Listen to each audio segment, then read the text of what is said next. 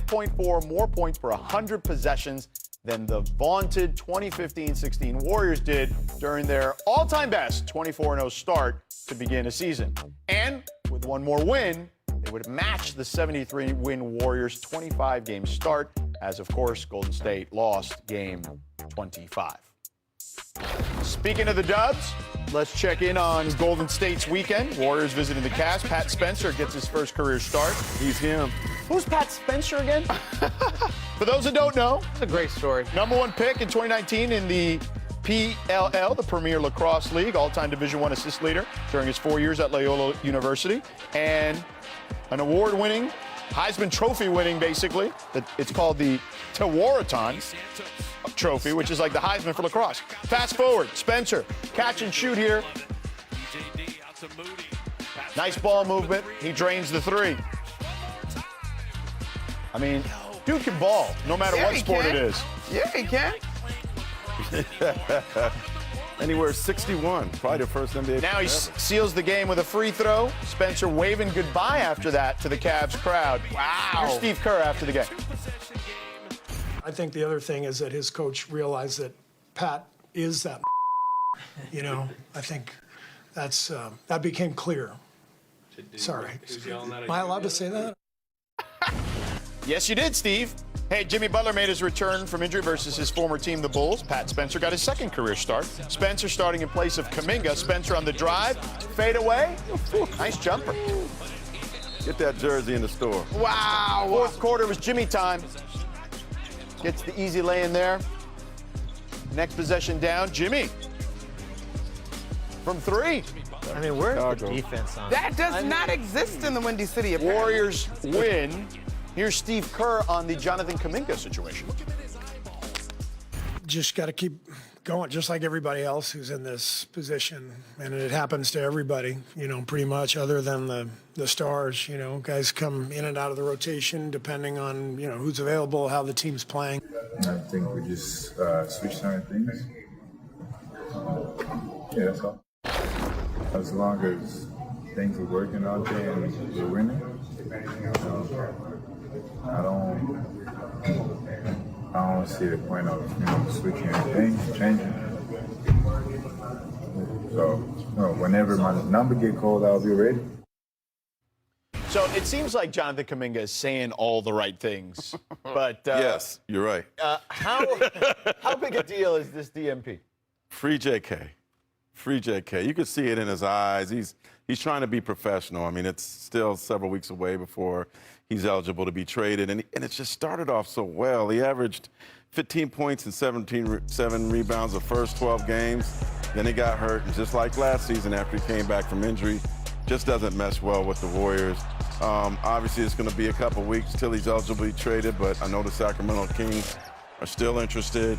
They threw Monk at it before in the first, but I don't think that first would be available anymore.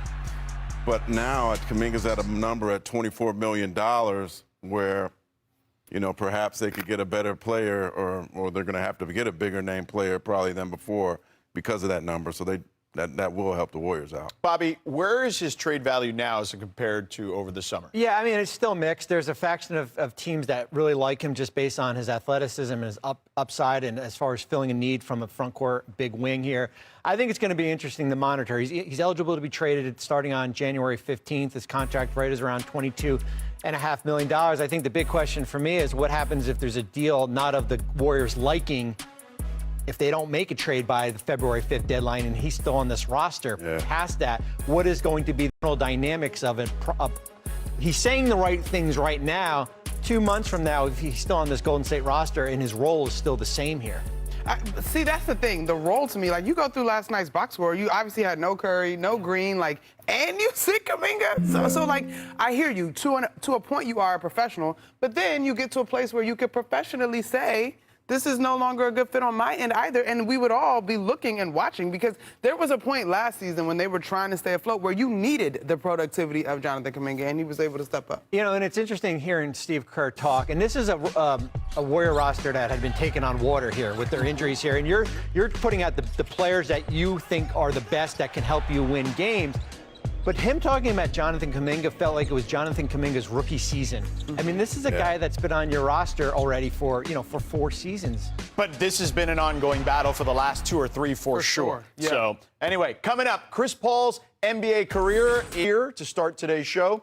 Heat guard Terry Rozier appeared in federal court, and we will get to that momentarily, but I'm joined here on set. I'm in for Malik Andrews, Mark Spears, the Hall of Famer, Monica McNutt, and of course, Bobby Marks. So before we get to the Terry Rozier situation, I'd just be curious to get kind of your thoughts, Bobby, on just kind of where all that stands at the moment. Yeah, listen, he went through in Raymond today in Brooklyn here. I think, and we're going to talk about it throughout the show here, I think there was some lingering questions as far as the non-court situation here, as far as the ability of Miami to be able to use him in a trade. What happens as far as the trade that happened 2 years ago? There's been questions as far as what was disclosed and what was not disclosed here. So there's a lot of questions that still have to be answered as far as besides the criminal situation here for Terry Rozier. Okay, and we'll hear from Ryan Smith certainly momentarily, but let's get into the action last night in Philly. LeBron back in action, ready to go for another round in Philly. Sixers rocking their all-black hardwood classics. As you see Maxey there. Such a good uniform. Yeah. Let's flash back to November 2003. It was LeBron 2 weeks into his NBA career playing against Philly. And you see him there against those throwbacks. Now let's get to Sunday night, first quarter. LeBron flying down the lane for the tomahawk, Monica.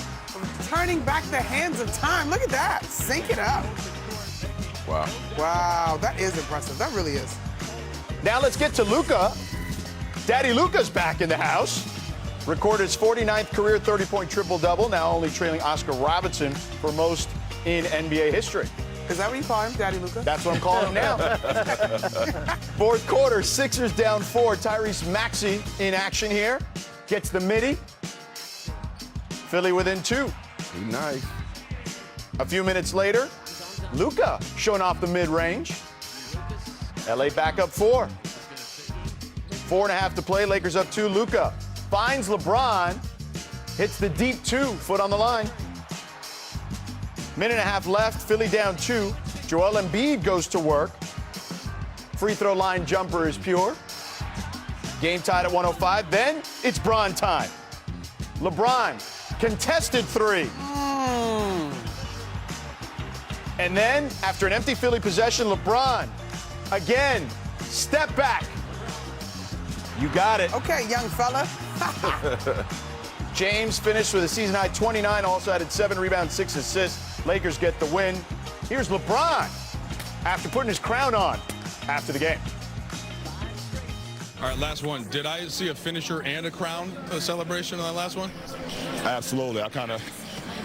I messed it for the first time in my life. Needed to. Yeah, I needed to. I had that moment. That was vintage Bron, so, we're happy he was there to save us. He had an amazing game, obviously amazing fourth quarter. I think it was 2 or 3 baskets was insanely important for us. So he just decided the game. So I've had so many of those moments there. It never gets old, and that's the one thing you won't be able to get back when you're done playing is that arena. That excitement of going out and either the excitement or the boos and the cheers or whatever the case may be. You'll never be able to get that back once you're done playing. All right, Mark, I'm going to start with you. What did the old man show you last night? No, previously on NBA Today, I said he's a man and he's not a machine, and perhaps we're seeing some chink in his arbor. Boy, that man was Drago'd last night, Yep. man. I mean, that was vintage LeBron. He was amazing. And the good thing is when you have Daddy Luka, as you called him. Oh, my gosh. Austin Reeves. I mean, Perk called him Skinny Luka, so I'm calling him Daddy Luka. Fair enough. This is going to be one of the greatest third scorers the league has seen. I mean, if that's your third scorer, and he could do that on when they need him to do it. But the good thing is he doesn't have to do that all the time. So to me, it was nostalgic seeing him back in Philly. And the million-dollar question is how much longer does he have? But when he's in Philly, when he's in New York, when he's in Chase Center, it's always going to be extra cool to see him in those games. Monica, you're on the West Coast. What do you think of the team that is the most beloved on the West Coast. Okay, here's the thing. To Mark's point, if you got somebody that's putting up triple-doubles casually, a la Luka Doncic, you have the opportunity to turn back the hands of time in spurts. Do I expect LeBron to average sort of this productivity, that efficiency from the three-point line over this season in season 23? Probably not. But to Mark's point, he's in a position now where you look at the attention that Austin Reeves is garnering. You look at the attention that obviously Luka Doncic is garnering. He just has to pick his spots. And when you look at it, some plays from last night, this is Austin Reeves operating in that pick and roll, right? There's LeBron. It's a give-and-go situation. The defense actually probably for the first time in however long almost loses track of LeBron James, and that allows you to set up for this easy play at the rim. That's a high flyer. He's always been a terrific facilitator. We know that about his game, and that has stood the test of time. Same thing here. You decide to leave LeBron James covering the pick and roll or the screen action? Like, I think for me, he is taking advantage of his teammates, the attention that they garner, and we all know his basketball IQ is outstanding, so he's going to be able to find his spots. I thought him being out the first month of the season was probably the best thing for LeBron. And, of course, he has mentioned it as far as getting his lungs back, as far as getting back into shape here. I think it's basically going to prolong him this year as far as the level of play. And you can look back before that game and what he did in Toronto and certainly struggled. And the scoring streak was snapped the next game here. But the fourth quarter last night was vintage LeBron. Remember, this is a player that shot 7 of 26 from 3 prior to last night. Last night, 4 of 6 from deep. And I just thought you saw a little bit more fresher. I thought the legs were there. And as you can see, that last play, backing down Quentin Grimes. Yeah. People were saying, wait a minute, that's an offense. Wait, no, he's just bigger. Yeah. He's just bigger and stronger here. Yeah. Well, he also told Mike Trudell in the postgame walk-off, I was watching it, he said he's got his legs, right? He felt fresh. And it was the first time he had felt that, it seemed like, or at least he had implied that was the case for the first time this season. So good stuff from LeBron for sure.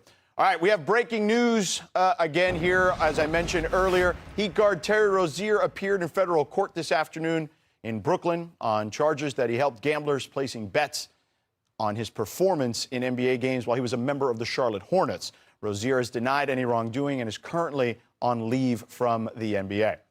ESPN legal analyst Ryan Smith joins us now. Ryan, can you walk us through what exactly is happening with Rozier's arraignment today, or what has already transpired?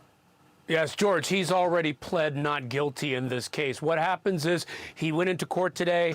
The judge had him in there, identifies him. He pleads not guilty. They confirm his bail, his bond positions, things that he has to do while he's out on bond. And this is the official tip-off of the case. So now we can get started with moving his case forward to the court system.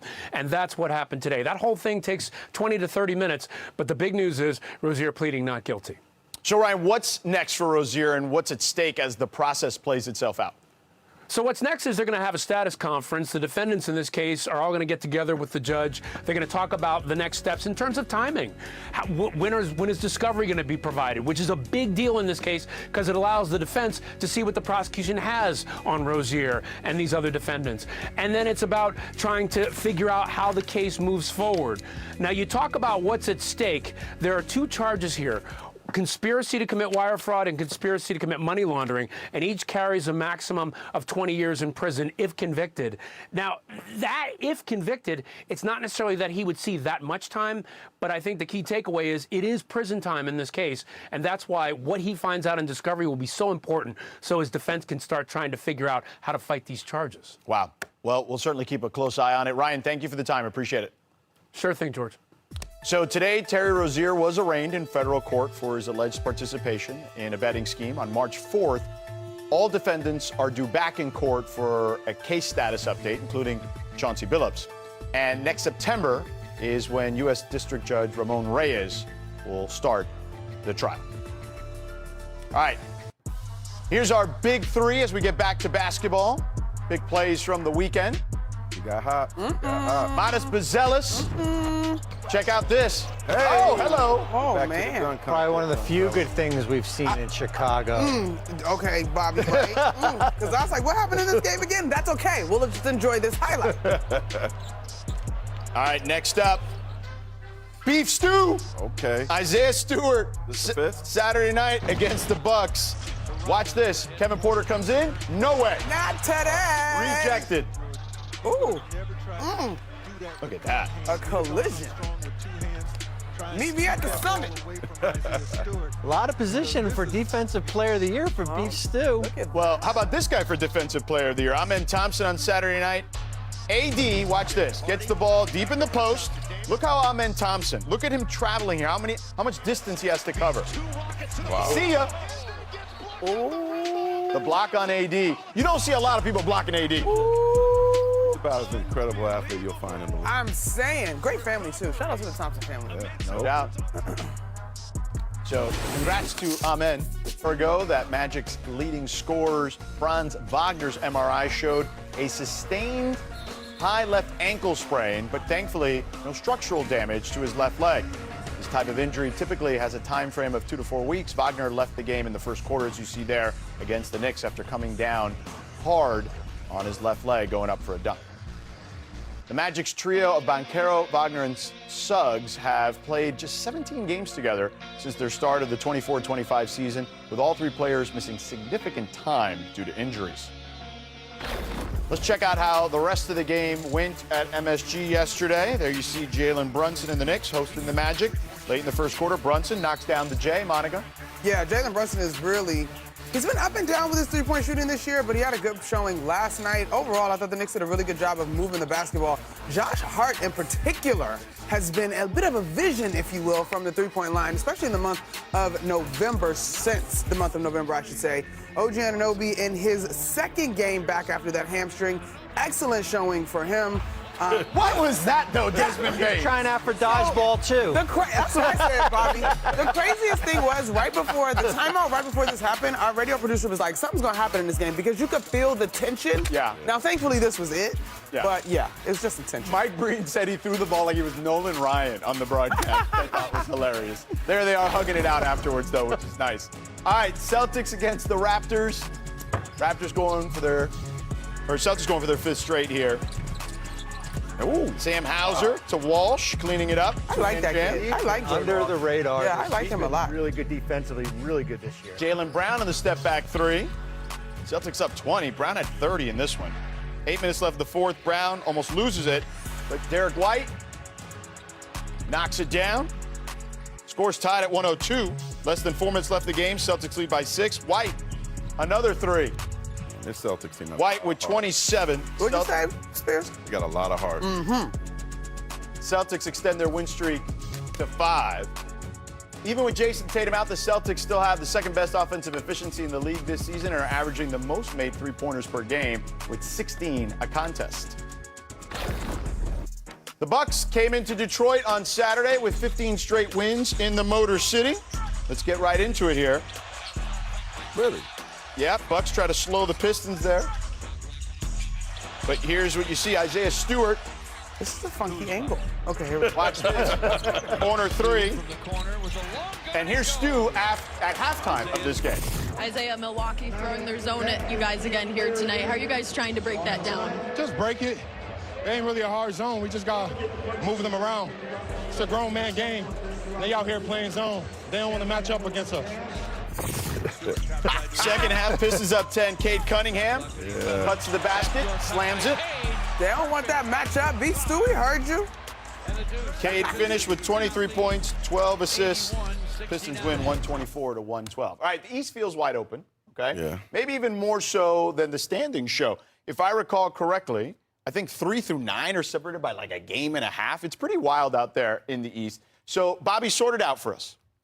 I feel like I was the college football football committee as far as how we were looking at, as far as how we rank this, because somebody's going to be left out of the top 5 here. But I think certainly when we're looking at the top spot, it's got to be Detroit. 19-5, they've been the best team in the first quarter mark of the season here. Number 2, the New York Knicks. I think if New York could play all their home games at home, they would be at number 1 right now when you look at them at 13-1. Number 3, and this is going to surprise people, the Boston Celtics. Okay, Gap year, what gap year? Yeah. When you look at no Tatum, Porzingis, and Holiday, Jaylen Brown, 32 points in his last 5 games. Now, here's where it gets a little bit complicated here. Here we go, Bobby. Number 4, I got to put Toronto still there. I know they've lost 3 in a row right now, but they're 15-10. Okay. The Raptors at number 4. 5 is basically flip a coin, and I'm going to basically base it off a little bit of last year. Cleveland, 14-11 here, but they've been so inconsistent this year. I don't know kind of who they are right now, but we could talk about Atlanta, Orlando, Philadelphia, Miami, who's lost, I think, 3 or 4 in a row here. But as you could see, this Eastern Conference is wide open, but I do think it starts with the Detroit Pistons at number 1. I mean, they're playing great basketball, Monica. The Knicks are right there, obviously, and the Celtics a little bit of a surprise, I think, to some, along with the Raptors. But the Eastern Conference, everybody knocked it, Mon, in the offseason. Yeah. But the Eastern Conference is tight right now. You're right. So I like this list, Bobby. I don't know. I'm most curious about, for me, the Raptors, how sustainable this is. I think R.J. Barrett just has a knee injury thing. He's going to be out for Tuesday's game versus the Knicks. The thing with the Celtics, though, to me, I'm with you. I think in the offseason, everybody was like, oh, Jason Tatum. And don't get me wrong. Excellent, powerful, Olympian, all the things. But it's not like that team was completely decimated without talent. And the Knicks were just there. Matter of fact, these are the highlights. I will say that game clearly had a revenge feel when the Knicks were in Boston, considering what the Knicks did last year during the postseason. But Jordan Walsh is flying under the radar. Derek White has sort of been up and down in terms of his confidence, but obviously had a really good game the other night. I think Jaylen Brown has taken this responsibility to kind of keep this team on the track in terms of what they're accustomed to in Boston. And, of course, Joe Mazzulla is a madman, so I knew that this group was still going to play hard and put their best foot forward. We got to put respect on Jaylen Brown's name, man. Like, he was the MVP of the finals 2 years ago. It's forgotten. He's averaging almost 30 a game. No one's talking about it. He's been incredible. They lost all these guys. Joe Mazzulla's doing a fantastic job. And this is a Celtics team that started off slow. They don't have Jason Tatum. But, hey, I'm just, like, the way they're continuing to play, the way their camaraderie is getting, and other guys are starting to come around. What are they going to be in April, March, if Tatum could come back? And I know I said something. People were mad at me when I said that he might be back late in the season based on the source I had. I don't know, man. If he's back, this wide open East thing might be a lot different. Not as wide open? It'd be the biggest non-trade a team can make. Right. Yeah. When you add a player off the injured list like him. But they've been able to sustain it, and usually you get an idea as far as who a team is after 25 games here. I'm not saying they're going to be a 50-win team, but this team competes every night. And if you can compete every night in the Eastern Conference, you're going to hang around 3 or 4 in the East. Yeah. I still like the Pistons. I got you, Of course, Detroit. of course. Detroit basketball. There was nothing to argue there, though, George. Yeah. Watching NBA Today. Revisiting our breaking news that led today's show, Miami Heat guard Terry Rozier has pleaded not guilty to charges he helped gamblers placing bets on his performance in NBA games. The 31-year-old point guard formally entered the plea during his arraignment in Brooklyn federal court earlier today on federal wire fraud and money laundering conspiracy charges. We now say hello to ESPN senior writer Tim Bontemps, who released an FAQ column this morning on ESPN.com. Tim, while so much focus remains on the legal case, what's flying under the radar here from a league perspective? Well, yeah, George, the story I did with Bobby Marks today lays out a couple of things that, from a basketball perspective, matter to the NBA over the next couple of months. The first is the dispute over the way the trade went down between the Heat and the Hornets that brought Terry Rozier to Miami back in 2024. Now, typically when teams go through a trade process, they have to do a disclosure process as part of the trade call with the NBA. And during that trade call, the Miami Heat were never told at any point about the investigation the NBA had into these suspicious bets that were placed on Terry Rozier's unders in that game against the New Orleans Pelicans back in 2023. So when they made that trade, they were not aware of any of this stuff that happened. It only came out later when the Wall Street Journal reported it this past January. So the Heat are upset about that and the fact they were not made aware of that during that process. Now, the second part of it, George, is now that Terry Rozier is on the team, and Terry Rozier is currently on indefinite leave away from the team as this legal process plays out, can the Heat trade him between now and the trade deadline to try to bolster a roster that has been one of the more surprising ones in the Eastern Conference and has them in the top 4 in the East, with Eric Spoelstra potentially winning Coach of the Year this year and giving them a chance to make it back to the NBA Finals. So, again, while the legal process for Terry Rozier is one thing, there's a couple of basketball elements of this story that make it relevant to the NBA and will have it be relevant potentially for the next couple of months. All right, now let's ask Bobby about that. So, Bobby, the trade deadline's about 2 months away. So how does all this uncertainty impact what Miami can do? Well, there's a couple of things. I think certainly the Rozier contract in itself, which is roughly $27 million, that's an expiring contract that can be used in a trade, and that is certainly in limbo right now as far as the ability to go out and do something like that. Then there's the draft pick part of it, where Miami still owes Charlotte a top 14 protected first in 2027. It's unprotected in 2028. They're only allowed to trade 2 first-round picks right now. If you had that pick back, you'd be able to trade 4. I think the one thing that Tim had mentioned regarding the disclosure part of it, when you're on a trade call, you have to disclose medical, insurance, contract, basically anything that would prohibit a player from being on the court. Now, there's a gray area here with this situation where the league at the time found no wrongdoing with Terry Rozier, but having been investigated before in my time in Brooklyn, the one thing the NBA does say is that it's never closed. The investigation is never closed. It is always open-ended here. So if you're Miami, you're saying, wait a minute, we should have been known that this investigation had occurred.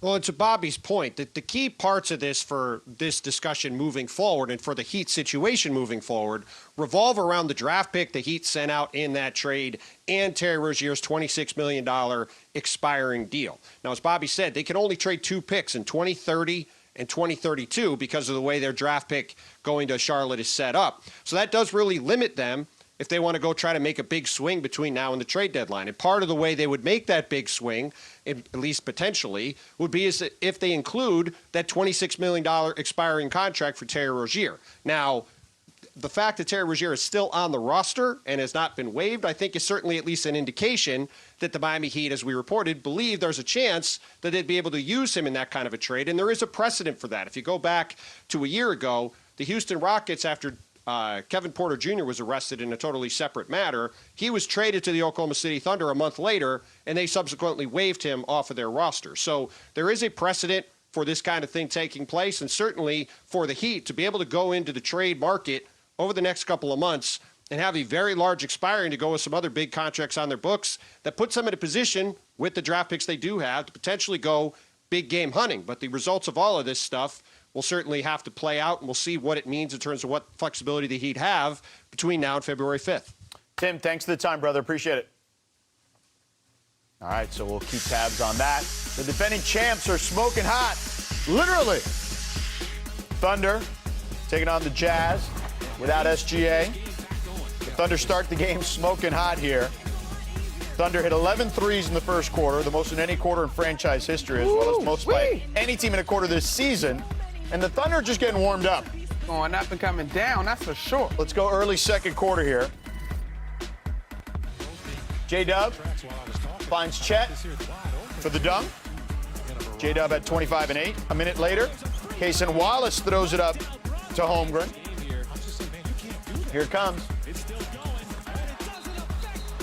Oh, Thunder so hot, they're causing smoke off the stanchion, literally. Jeez.